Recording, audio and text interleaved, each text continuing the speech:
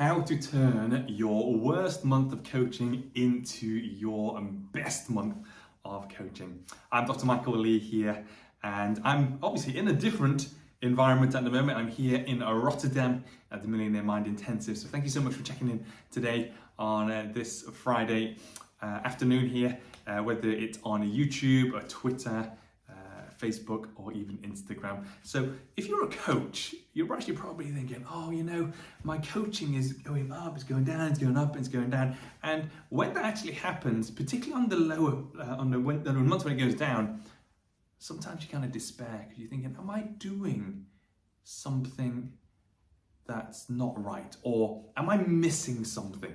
And the real question is that, yes, probably you are, because whatever results you have, it's just the accumulation of the things that you're doing. So the result's just the outcome, right? So we need to actually really find out if you're having those bad months of coaching. First, you need to define what is bad, of course. So bad could be, yes, not getting enough clients. The second thing, it could be not generating enough income. The third thing, it could be not helping enough of your clients. The fourth thing is that actually there's a lack of clarity in terms of what they're receiving. But the thing is that I've just actually unpacked all of the things that make coaching not bad, and all you need to do essentially is do the opposite. That's the short answer. But I'm going to unpack all four of them in a moment, just so that you have that clarity in terms of what you need to do. Because the first thing is this: if you have a really bad month of, for example, getting new clients, you already know that there's no clients, because there's no sales, there's no income, there's no business. So we need to make sure that is the absolute fundamental, that you have a client, you have clients. But a lot of people always ask me, how do I get an endless stream of clients? Well, the truth of the matter is that you need to make sure, firstly, you are really, really, really laser focused on what you're going to do, how you're going to serve people. But the expert of everything, or I'm going to target everyone, because guess what? You're going to get more people that maybe see your content and just ignore it, because they're not your ideal customer or ideal client. You definitely need to make sure your niche is really, really focused, right? Really, really focused. So for example, if you are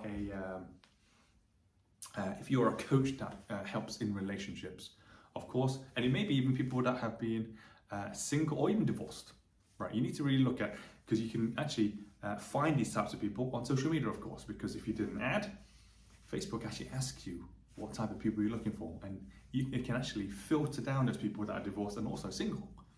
But also you may want to filter down, is it men, is it women, is it also a certain age as well? Because when you're clear in terms of the age, the type of person you want, then you can really focus on how to truly help them, okay? Because that's the first thing, that you need to get more clients.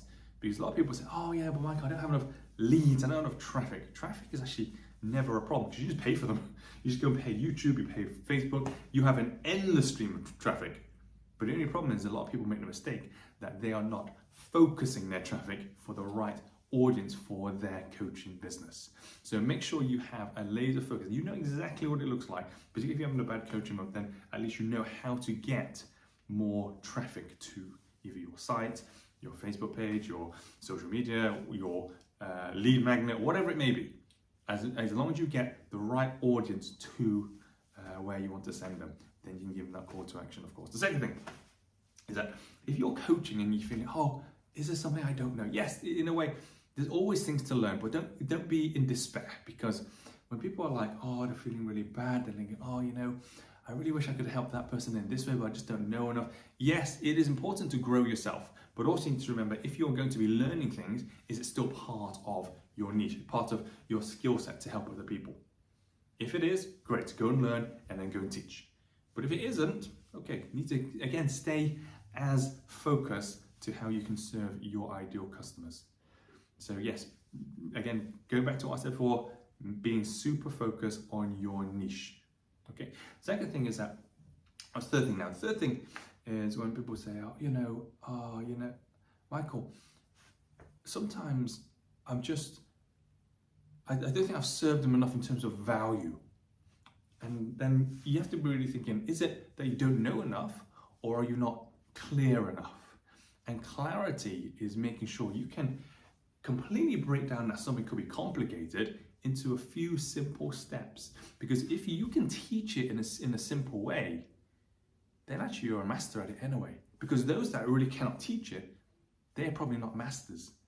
And if they are still like fumbling their words, or they're kind of thinking, oh yeah, I'm not really explaining it very clearly here, and they're just going round in circles, then what actually means that they probably don't know well enough either. So make sure you can teach it well. And this is why I always say to the coaches that I coach, is, look, I said, look, if you can teach it, then I know that you know it.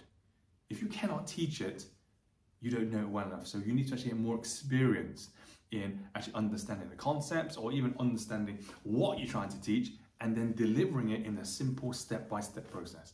Because if you can do that, then yeah, why wouldn't people want to understand your teachings, or your experiences, or your lessons? Because let's be real here. The reason why you're a coach is this: you're fixing someone's problem. And a lot of people will say, oh yeah, but I don't think anyone will actually experience what I've been through. And I'm like, well, I think there will be. Because when people ask me, what can I teach? I'm not sure what to teach, Michael, or what to coach. I just actually say to them, look at your greatest pain, and that will be your message. Because if you had a great pain that you managed to get out of, right, think about how many people are experiencing that right now. If you know how to get out of it, don't rob them of the opportunity of learning your solution. Because if you can give them that solution, and it's simple, it's straightforward, because remember, when people are stuck in a problem, they go round and round in circles because they don't have that clarity. But if you can give them that solution, then what's actually happening is you actually serve them to get that clarity, to get them out of that problem. If it's a massive problem that changes their lives and it's making their life worse, of course, people would pay for that. Because people don't like being sad, they don't like being depressed, they don't like being worried, they don't like being having anxiety, they don't like feeling rubbish. What they do like is being happy. They like having freedom, they like having control of their own life. So please do give them that opportunity. And you can do that by making sure when you teach, it is clear in a logical step-by-step process.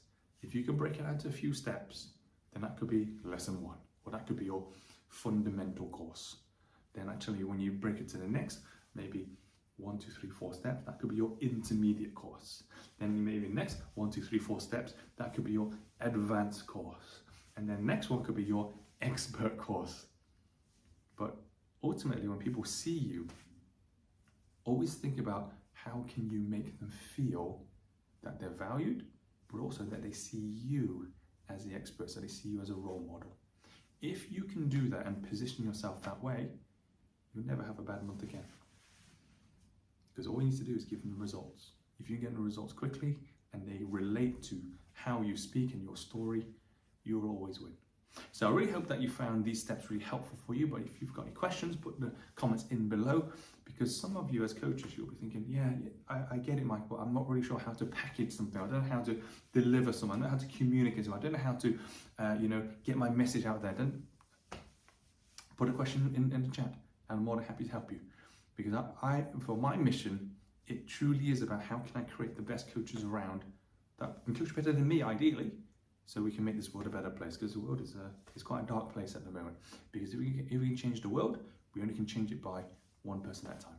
So if you have any questions, put them in the chat, but also put the things that you've learned today. Because what I don't want to hear is, just that you learned general things. Just put 1 or 2 things that you've learned just from this live video today. Just so that I know that you're learning, but I can be accountable to you. But ultimately, I want to make sure that you are learning and moving forward and growing too. So thank you so much for joining me today, and have a great weekend. And if you're here at the Millionaire Mind Intensive, I look forward to seeing you this weekend and serving you this way too. Have a great weekend. Bye for now.